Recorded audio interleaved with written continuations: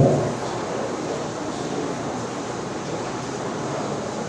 Pedro, capítulo 1, versos 18 a 20. 1 Pedro 1, 18 a 20. Porquanto estáis cientes de que não foi mediante a valores perecíveis, como prata e ouro, que fostes resgatado do vosso modo de vida vazio e sem sentido, legado por vossos antepassados, mas fostes resgatados pelo precioso sangue de Cristo, como de cordeiro, sem mácula ou defeito algum, conhecido de fato antes da criação do mundo, porém revelado nesses últimos tempos em vosso favor. Que Deus nos abençoe. Eu quero pensar com os queridos hoje sobre o tema: a igreja verdadeira existe? Essa pergunta geralmente ela pervaga a mente de algumas pessoas. As pessoas ficam a se perguntar acerca da igreja verdadeira. E aí vem a Bíblia e afirma que, sem sombra de dúvidas, Deus existe. E a existência de Deus é uma verdade absoluta e inegável. A Bíblia vai mais longe e diz que Deus tem um povo a quem Ele destinou a sua graça. E quem não é povo de Deus está perdido, condenado ao inferno, diz as Sagradas Letras. Por esta razão, os homens vivem como se não tivessem que prestar contas com Deus, ou até como se Deus não existisse. Não se dá a mínima para Deus e para a sua palavra. E aí os seres humanos tentam calar a existência de Deus dentro de si mesmo. Agora, se Deus não existe, também não existe lei, também não existe pecado, e tudo passa a ser permitido. Nós temos vivido nos últimos anos no nosso país um estilo de vida extremamente libertino, vindo dessas ideias. Se Deus não existe, também não existe salvação, muito menos condenação e punição eterna. Se Deus não existe, não existem valores morais, apenas tabus que podem ser quebrados quando os homens assim desejarem. Se não existe Deus, para que a religião, a fé, a devoção? Tudo é válido, todo tipo de pecado é justificável, todo tipo de imoralidade é permitida. Se Deus não existe, deuses e ídolos podem ser fabricados de acordo com as ideias de cada um. Mas a Bíblia diz que Deus existe, e mais, que Deus tem um povo, e que esse povo foi comprado, e Deus comprou esse povo para si, para chamar esse povo de seu. Os apóstolos Pedro e Paulo afirmam que Deus nos resgatou, que Deus nos comprou. Quando Paulo estava se despedindo dos presbíteros em Éfeso, num dos mais belos textos das Escrituras, ele disse: atendei por vós. Isso está registrado em Atos, no capítulo 20, no verso 28, ele disse: atendei por vós e por todo o rebanho sobre o qual o Espírito Santo vos constituiu bispos, para pastoreardes a igreja de Deus, a qual ele comprou com o seu próprio sangue. Ou seja, Deus tem um povo escolhido, resgatado do pecado, comprado pelo sangue de Cristo. Os crentes pertencem a Deus, a igreja é dele, ele nos comprou, pertencemos a ele. Portanto, hoje é uma data muito especial para todos nós. Se você é membro de alguma igreja verdadeira, você é propriedade exclusiva de Deus. Eu e você pertencemos a uma nação santa, somos sacerdotes reais, pertencemos a uma raça eleita. Quando Jesus foi à cruz e derramou o seu sangue, ele cancelou toda a dívida que o pecado colocou sobre os nossos ombros. Ali o Senhor resgatou a sua igreja. Notem que ele resgatou a sua igreja, ele não resgatou qualquer igreja, não resgatou qualquer templo, não se entregou por qualquer povo. Agora, como saber qual é a igreja verdadeira? Como identificá-la? Quais as características da verdadeira igreja do Senhor? O que a verdadeira igreja tem que as falsas igrejas não têm? Quando olhamos para as Escrituras, é possível tirar algumas respostas. Em primeiro lugar, a igreja verdadeira, ela é encontrada em comunidades locais, compostas de crentes escolhidos, eleitos antes da fundação do mundo, que se reúnem visivelmente para cultuar e adorar o Deus triuno. Em segundo lugar, a igreja verdadeira, ela é una. Todos os seus membros são individualmente um só povo, um só corpo em Cristo. Quando o apóstolo Paulo explica isso aos Coríntios, no capítulo 11, ele diz que todos nós, ainda que individualmente presentes, somos um só pão em Cristo Jesus. Em terceiro lugar, a verdadeira igreja é santa, porque ela foi lavada pelo sangue do Cordeiro de Deus, que retirou os pecados dela. Isso não significa que não tenhamos pecado, mas isso significa que os nossos pecados não são mais imputados para condenação. Ela é apostólica, porque ela está fundamentada no ensino e na doutrina dos apóstolos. Ela possui um mensageiro especial que dela cuida e a alimenta espiritualmente por meio da palavra revelada de Deus, que é a Bíblia Sagrada. Um profeta no Antigo Testamento e revelado de uma forma mais especial no Novo Testamento através da língua grega. O pastor, ele é o profetés do grego, que significa aquele que fala pelos deuses no âmbito original, mas à luz das Escrituras, aquele que fala por Deus baseado na palavra de Deus. Então o pastor, ele é este profeta, não no sentido de fazer previsões nem predições, mas aquele que prega a palavra de Deus. Ele fala em nome de Deus, ele apresenta aquilo que está revelado na palavra de Deus, que é a Bíblia Sagrada, as Escrituras Sagradas. Agora, como saber se esse homem de carne e osso, com todos os defeitos humanos que nós conhecemos, um pecador resgatado, imperfeito, mas um homem que tem a responsabilidade de pregar um evangelho que é perfeito, como saber se esse homem está pregando a verdade? Como confiar nesses homens? Queridos, no Brasil há um problema extremamente cultural. Não se ataca os falsos mestres, ninguém critica os falsos pastores. Parece que as pessoas têm medo de receber algum tipo de punição ou algum tipo de maldição vindo da parte deles, e por causa disso a igreja tem compartilhado com uma série de heresias. Por esta razão, por não questionar, por não testar os espíritos e os mensageiros, a igreja de Cristo tem sido levada por todo o vento de doutrina. Como saber se esse homem fala a verdade ou não? A Bíblia nos manda fazer testes. O apóstolo João nos manda provar os espíritos para que não sejamos enganados. Mas existem alguns testes que é possível fazer. Em primeiro lugar, Deuteronômio 18 diz que se alguém pregar algo que Deus não falou, algo que Deus não mandou, esse profeta é soberbo.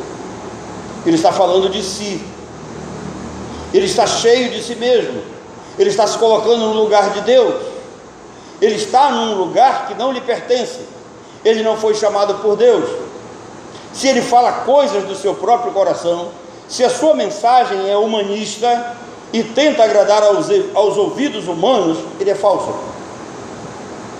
Mesmo porque toda a escritura colocada, embasada nas escrituras e na palavra de Deus, ela deve vir de encontro a algum tipo de pecado, algum tipo de erro que nós temos, ou que estamos cometendo. Se ele fizer alguma predição e ela não se cumprir, ele deve ser morto, diz Deuteronômio 18. Muitos líderes já profetizaram o fim do mundo, muitos líderes falam em terremotos. Vocês lembram das previsões do último dia 7 de setembro?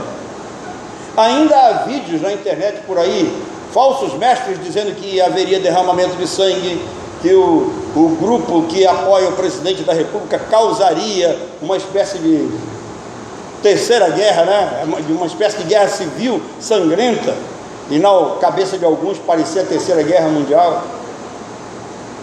Quem não lembra? E agora eu vou brincar com os flamenguistas. Há um vídeo de uma maluca aí dizendo que não era para o Gabigol entrar num avião num determinado dia, porque o avião cairia e o Gabigol e parte do time do Flamengo morreria. Que presságio para os flamenguistas, né? Bem que tem alguns que não andam muito contentes com o Gabigol. Queridos, os desinformados que não conhecem as Escrituras ficam morrendo de medo. Interessante isso. Eu fui pastor em Codajás no ano 2000. E que belíssimo ano foi aquele. Vocês lembram? Que todos, uma grande maioria da população brasileira acreditava que o mundo acabaria no ano 2000? Eu conheço até uma musiquinha. Minha mãe não está aqui hoje, mas eu aprendi com ela. Talvez não chegue a completar 2000, a tua igreja para longe vai.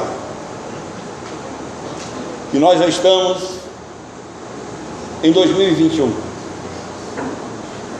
E o mundo não acabou. Quantos profetizaram o fim do mundo baseados em algumas ideias, né? Dos maias, por aí vai. Queridos, eu lembro de uma que foi assim, mexeu muito conosco. Vocês lembram?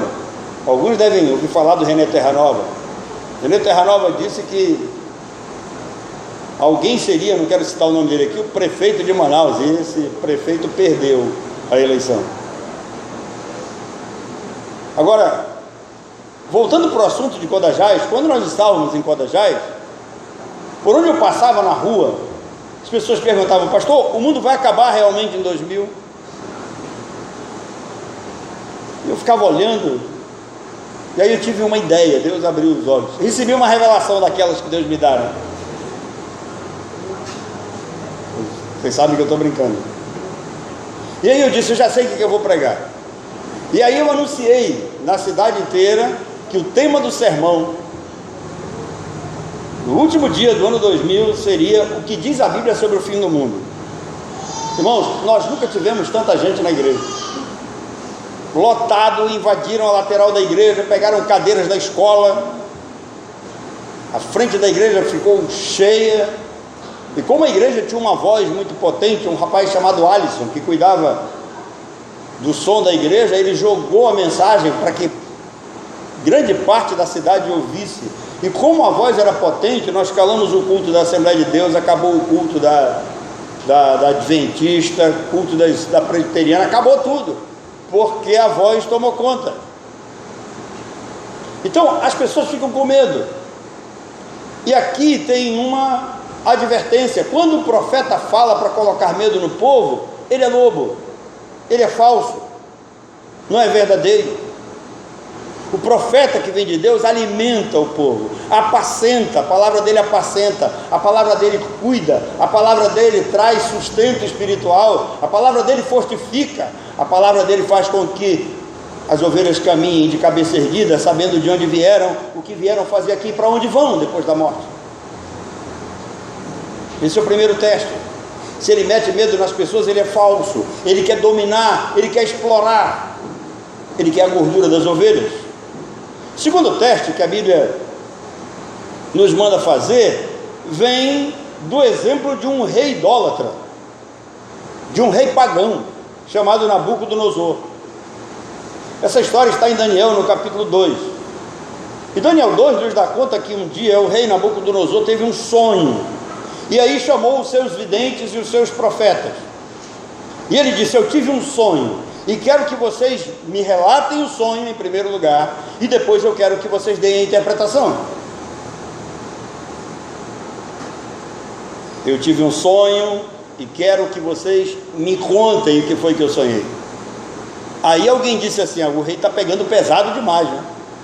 Porque é impossível fazer isso. E aí o rei disse: vocês não são profetas e não são videntes? Pois aquele que não me relatar o sonho e não interpretar o meu sonho, eu vou meter fogo na sua casa e vai morrer. Irmãos, você acredita em sonho? Você é daqueles que sonha e fica tentando saber o que aconteceu? Alguns ficam querendo saber a interpretação para jogar no bicho. Mas o povo de Deus, né, fica com um frisson, o cara quer saber, quer que alguém interprete, né? E quando você conta os sonhos para os outros, é de se esperar qualquer tipo de interpretação. Eu tenho um amigo no Rio, que já esteve aqui conosco, o Eltinho, e um dia ele me contando uma história, ele disse, eu fui numa igreja que só tem maluco. Eu disse, é mesmo? Ele disse, olha o que aconteceu lá. O cara contou para o pastor que ele teve um sonho, ele estava todo vestido de branco, com um gorrinho branco na cabeça, empurrando um carro todo branco, com umas coisinhas amarelas, com uma nuvem branca por cima. E o pastor olhou para ele e disse, a interpretação do sonho é o seguinte: Deus está me dizendo que você vai ser vendedor de cuscuz.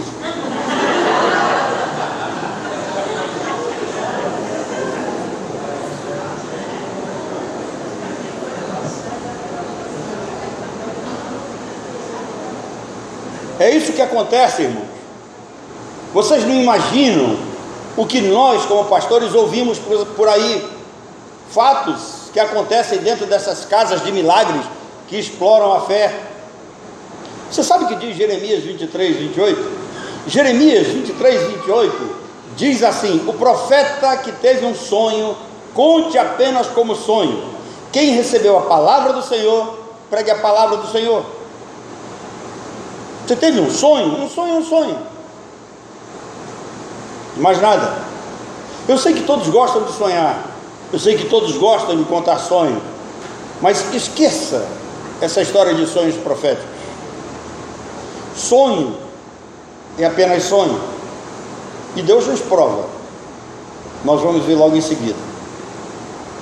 O terceiro texto está em Deuteronômio capítulo 13, logo nos primeiros 3 versículos. E Deuteronômio 13 vai nos dizer algumas coisas muito interessantíssimas. Primeiro, a palavra do falso profeta pode se cumprir. Será que cabe isso na sua cabeça? Deus está dizendo em Deuteronômio capítulo 13, no verso 1, que a palavra do falso profeta pode se cumprir. Milagres podem acontecer no meio da falsa igreja. Os profetas de Faraó também repetiram milagres feitos diante dele. Paulo diz em 2 Tessalonicenses capítulo 2, no verso 11, que Deus manda a operação do erro para que as pessoas derem crédito à mentira. Então, queridos, quando você começar a ver ou desconfiar de alguém, e que as predições dele começarem a acontecer, ou se a mensagem dele tem algum tipo de cunho bíblico, é hora de você ouvir a sua doutrina. É o que o texto diz. Ouçam o que esse profeta ensina. E aí o texto vai dizer, se ele começar a dizer, olha, vocês devem seguir outros deuses, Deus não é tão severo assim, Deus não vai levar em consideração os seus errinhos, esse profeta é falso. Eu sei que o milagre enche os olhos, as pessoas gostam de espetáculo, mas o ponto central do teste é: façam um teste ouvindo o ensino desse homem. Não basta fazer sinais e milagres. Paulo disse que a mentira também opera sinais e milagres. Em Mateus 7, no verso 21 em diante, muitos vão chegar diante de Jesus e vão dizer: em teu nome nós fizemos milagres, em teu nome expulsamos demônios, em teu nome falamos certas linguagens, em teu nome fizemos proezas. E Jesus vai dizer: eu não conheço vocês. Por quê? Porque não pregaram a sã doutrina. Falaram de um Jesus que não é bíblico. Então preste atenção no ensino deste pregador e procure saber se a doutrina dele é de Deus, ou se ela é humana, ou se ela é diabólica. João 7,17: se alguém quiser fazer a vontade de Deus, conhecerá acerca da doutrina. Por isso que o apóstolo Paulo disse: prega a doutrina. Eu tenho uma frase que eu aprendi com meu professor de homilética no Itepran, pastor João Crisóstomo de Oliveira Júnior, está no céu já, está na glória. Mas ele dizia: lobo não suporta comer capim muito tempo. Então dá doutrina. Se você quiser saber se o cara é bom, se o povo é de Deus, dá doutrina. E dá doutrina pesada mesmo, para você ver a reação.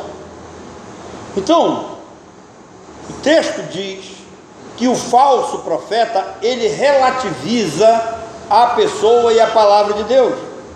Deus não é tudo isso que falam por aí. Deus é amor. Deus se rende à sua fé. Ele obedece quando você determina. Ele está esperando a sua voz, determinando o que ele deve fazer. Se você não agir, Deus não vai agir. Irmão, vocês imaginem um Deus que espera pela ordem e pela determinação humana para que ele possa agir. Vi um pregador dizendo um dia desse: você está no centro do coração de Deus. Ele te ama, Ele quer te abençoar, Ele não vai te amaldiçoar. Você conhece Provérbios 3:33? O ímpio, Deus não precisa nem amaldiçoar ele, sabe por quê? Provérbios 3:33 diz que a maldição habita a casa do ímpio.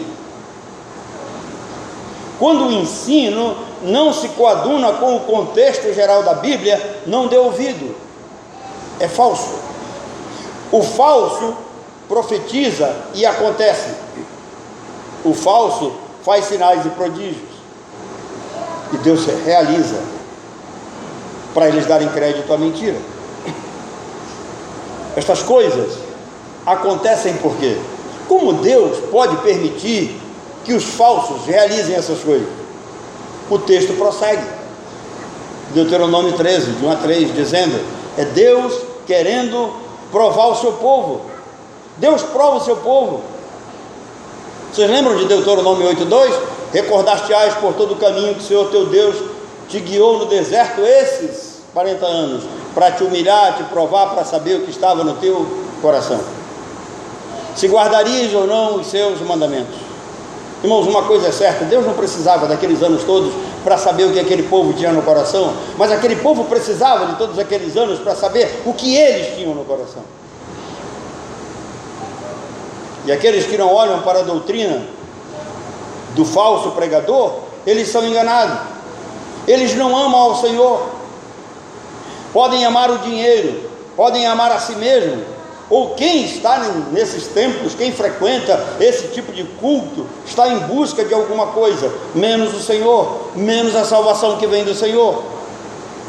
A maioria desses falsos líderes são verdadeiros sonhadores alucinados, falam coisas absurdas fora do contexto geral das Escrituras, enganam com palavras fictícias. Um dia me fizeram uma pergunta no Facebook de uma palavra de um cara chamado David Leonardo. Eu não conhecia esse herege, e aí eu fui pesquisar quem era, né? Esse cara tem milhões de seguidores, e parece que para cada seguidor que ele tem uma bobagem para falar para esse seguidor. E aí a pessoa me perguntou: Deus tem pontos fracos? Eu falei: não, Deus é Deus, Ele é Senhor, Ele é o soberano. Não, porque o David Leonardo diz que Deus tem pontos fracos. Eu falei: o Deus dele tem, o meu não. O Deus das Escrituras não. O Deus que ressuscita Cristo e manda Cristo chegar diante dos apóstolos e dizer assim: ó, toda autoridade me foi dada no céu e na terra, portanto ide, pregai o evangelho a toda criatura. Mas esse herege, ele é capaz de dizer que o ser humano é o centro do coração de Jesus. Um sonhador alucinado, que disse que se Jesus estivesse no lugar de Adão teria pecado. Esse cara não conhece Jesus, pode ter certeza. Ele pode conhecer um tipo de Cristo que fantasiaram na cabeça dele, ou que ele próprio criou, mas ele não conhece Jesus. Aquele que em tudo foi tentado. Esse tudo inclui até a tentação de Adão, os mesmos pontos em que Adão foi tentado. Você conhece a tentação de Cristo? Se és filho de Deus, está lá. Você consegue pegar onde Adão cai, a mesma proposta é feita para Jesus ali, e Jesus não cai. Então esse sujeito que engana milhões de pessoas está aí, é tido como uma celebridade. E desculpa eu dizer para você, mas se você ouve esse tipo de pregador, ou você é um falso crente, ou Deus está provando você. É o que diz Deuteronômio capítulo 13, versículos de 1 a 3. E mais, o falso sempre nega ou rejeita a soberania de Deus. O falso sempre exalta a criatura no lugar do Criador. Quem nega a soberania, nega o soberano, isso é lógico. Essa pergunta persiste. É possível reconhecer a igreja verdadeira? Sim, basta olhar com cuidado a palavra revelada de Deus, a palavra pregada neste local, a maneira como Deus é apresentado, a maneira como o Senhor Jesus Cristo é pregado. Nós estamos completando 21 anos nesse local, porque esse trabalho começou ali na outra esquina. Estamos aqui pregando o Evangelho do nosso Senhor e Salvador Jesus Cristo com todas as nossas forças, sem comercializar e sem relativizar a palavra de Deus, exaltando e honrando o soberano. A Ele seja a glória dada pelos séculos dos séculos. Irmãos, eu comecei dizendo para vocês que Deus tem um povo, e de fato Ele nos comprou. Cuidado com o que você ouve, porque se Ele nos comprou, como pode você ter aceitado Ele? Você já parou para pensar? Se Deus o comprou, se você é propriedade dele, exclusiva dele, como é que você pode aceitá-lo como Senhor e Salvador? Isso nota que o nosso mundo está fora da doutrina dos apóstolos. Não conhece as palavras de Jesus, e olha quando Jesus chega diante de Nicodemos, o que ele diz? O vento sopra onde quer, ouves a sua voz, não sabe de onde vem nem para onde vai. Assim é todo que é nascido do Espírito. Aqueles que são nascidos do Espírito não sabem quando vão nascer, não sabem nem que foram escolhidos, mas foram. Podem ter certeza disso. Então Deus comprou a sua igreja, e como igreja nós somos um povo especial, que se reúne em um lugar muito especial, para ouvir uma mensagem também especial, diante de um Deus que é mais do que especial. Que Deus nos abençoe. A Ele seja toda a honra e toda a glória. Que Ele continue a nos abençoar, que Ele imponha as suas mãos sobre nós a cada dia, e que Ele nos faça com intrepidez continuar anunciando a sua palavra. Pastor Adnei.